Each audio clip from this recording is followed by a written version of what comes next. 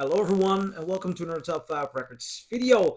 And I just returned back home from Record Store Day. And I went to Record Store Day in Amsterdam. And in this video I'm going to discuss my experiences this year. Because I made a video, you can check it out here, in which I was talking about the releases I was looking forward to. And I made a list of releases that I wanted to buy. Yet I did return home with an empty bag. Seriously, I returned home with an empty bag, and I'll tell you what happened. Now, first of all, last night I had some friends over. We were playing vinyl records.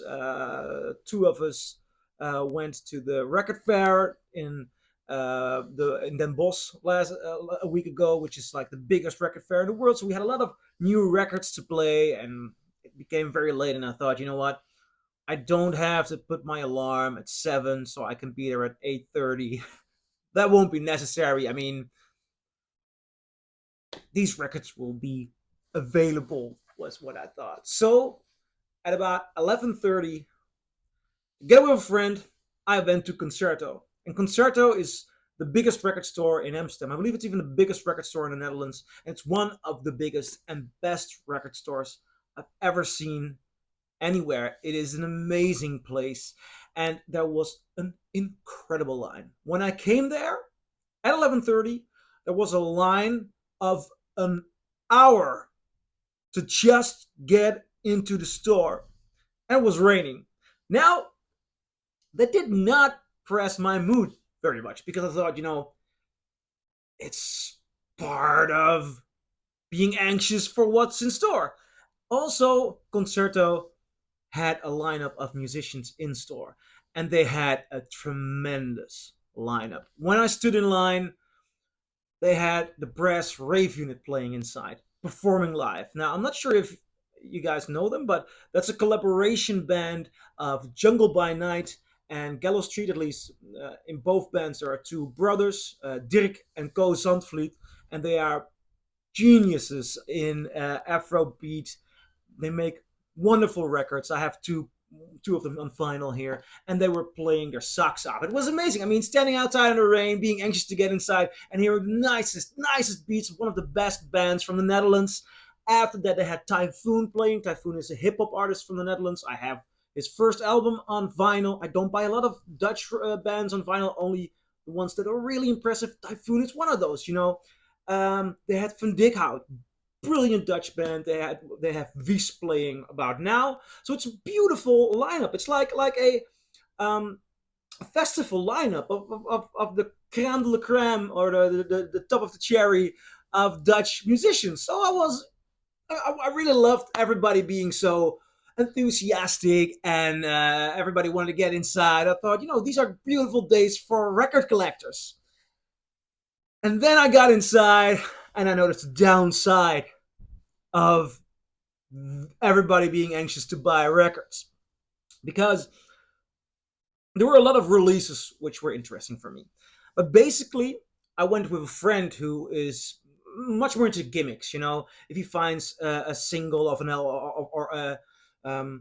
or picture disc or just a nice colored re-release or something, he'll get into it. And I'm much more of, I want the best sounding version of an album. I want the I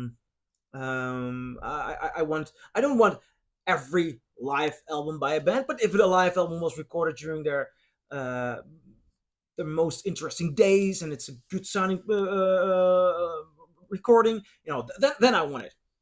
So not all the Record Store Day releases are interesting for me, but then I came in and we walked in line through all the boxes of vinyl, and one thing was on top of my list. One thing: David Bowie's "Waiting for the Sky," because that is a collection of outtakes and demos and songs that didn't make it on the Ziggy Stardust album or early demos. So it's like an early insight into David Bowie's Ziggy Stardust album.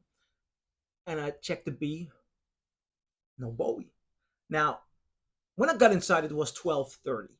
Now, an hour of waiting. But it's early in the day, you know. So I went to the counter and I asked the lady behind the counter, "Do you happen to have more of these Bowie albums?" She said, "No, sold out early this morning." And I was stunned because usually David Bowie has a record store day release, and every year I buy them. And usually they at the end of the day they can be found. The John I'm Only Dancing release, gorgeous release. I could find that in stores after record store day. So they press a lot. Bowie is easily available on record store day. I said, no, I got 15 this morning. And I was looking at her. I said, 15 pressings on record store day. And this is the biggest store in the Netherlands. They're the ones who get all the records. They get the best prizes. They get all the records. So I was like, 15. Uh, that's so little. So yeah. So I decided later on to search elsewhere for this Bowie album, and I went to all the stores in the Netherlands which had record store day. And one of the best, Record Friend. I come there a lot. It's also a beautiful, brilliant store. I went downstairs into the store and I asked Bowie. He said no, no. And I just every time I get a phone call, because a lot of people are calling now, where's the Bowie record? No. He said, you know how much of these pressings we got? No. He said one. Got one copy of the new Bowie album. So his theory was it's probably a situation in which the Netherlands did not get a big shipment of this album. Not a big shipment for the Netherlands, so it's unfairly shared. So I was kind of anxious when I got to that store, and I just checked online on Discogs, and I ordered one on Discogs. Someone in the Netherlands still had it. I also called to other record stores, and no, all of them got very little of this album. So I immediately ordered it on Discogs because I really want to review it for the channel. I want to review it for the David Bowie series that I'm doing. So later this week, I'll be reviewing that album. Now, I had more albums on the list. So I was getting back into my story in the basement in Concerto. I thought, okay, if there's not Bowie, then I want Laufey. Laufey is a live album with her with orchestra. No Laufey anywhere to be found. Okay, and this was at 12:30, so relatively early in the day. I thought, yeah, well, what's left then? Morrissey. I wanted the Morrissey and Susie Shoe single. Didn't know it was a maxi single. I found it was a maxi single. But yeah, I've been looking for this. I've been looking forward to this. And then I got it out of the box, and it was $30. $30 for a single.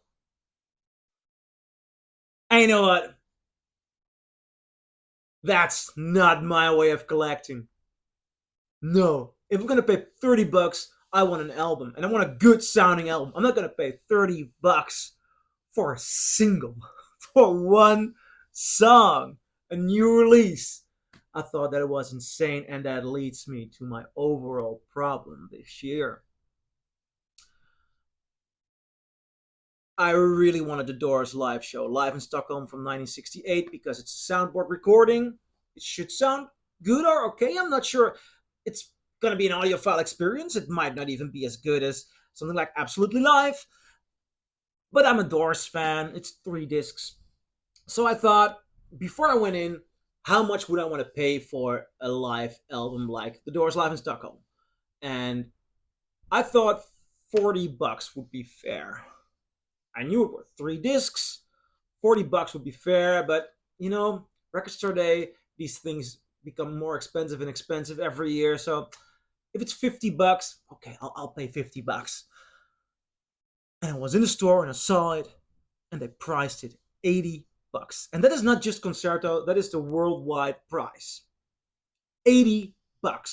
They shipped it, priced, market value $80. $80 for a live album. That is insane. That is not just skipping through records and thinking, oh, I might enjoy this. I'll give it a shot. $80 is an investment. That's final investment. I pay $80 um, for an original of certain albums. I've paid $80 for original mono blue notes from the 50s. I know that's a good bargain, but that's a fair deal. I mean, those are early pressings. $80 for a live album. Come on, this isn't fun. Then I saw a Talking Heads album, which I was interested in, live album. And I thought, I love Stop Making Sense. I love their collection of live songs from the late 70s, early 80s. It's a very good live record. So I have already two brilliant live albums from Talking Heads. But if they make a record store day release, I'm not sure what sound quality is. A lot of these releases are found somewhere. And a lot of these releases don't have the best sound quality. So I don't want to really take a risk. But with Talking Heads, I might give it a shot if it's about 30 or $35, and then it's $45 for a live album. I saw an Iggy Pop album, which was fairly priced, a live album from 2006 for €37. I thought, will I take that with me? But I'm like, no. But I mean, if I double that price, if I double that price, I can go see him myself. I've done that 2 years ago, and that was the most gorgeous, beautiful experience. If I'm gonna spend $37 on Iggy Pop, then I'd rather spend that on an original pressing of The Idiot, for example, not on a live album from a couple of years ago. I mean, he's still good live, but we can still see him live. It doesn't sound like a fair deal. I found a single by the early band of Falco. Falco is an Austrian artist, which I really love, and I was very interested in his early band. And they had a single of that band for $15. $15. Come on, for a single. I don't like that. And then I found Cool Cat by Queen. That's a very nice song. I have it on a Hot Space. I bought a American pressing of Hot Space for €15 a couple of months ago, which is the best sounding pressing of that album. It sounds superb. It has Cool Cat on there, and then you take a look at the record store day releases, and just a tiny single, 7-inch single, they asked $25 for that. I mean, that's not fun collecting anymore. It wouldn't feel good, It wouldn't feel good to leave with a full bag of that stuff and go home. I bought one record though, so I did get this bag because I bought one record. I didn't buy it for myself. It was for a friend of mine. And this is an EP by Mark Knopfler called The Boy. I'll be doing a review later today of that. A friend of mine asked me to take it along with me, so that's the only purchase I bought. It's a maxi. No, it's an EP, 4 songs, $35. This is insane. This is not a party anymore. This is just a very expensive marketing day. There was the element of party though, because Concerto had live bands, and any venue that can afford to give a stage to such a great lineup deserves applause, and then you can make this day into somewhat of a celebration. But these prices, these records at these prices, then Record Store Day is not a celebration for me anymore, even with a good lineup. So what's going on here? Why these prices? Why these horrible tiny amounts of pressings from which you know it's gonna be a hit? Nah. So I'm curious, what were your experiences? What was your Record Store Day 2024 like? I'd like to see that in the comments below, and then I'll read them and I'll respond. I'm curious, and I'll see you in my next video. Bye.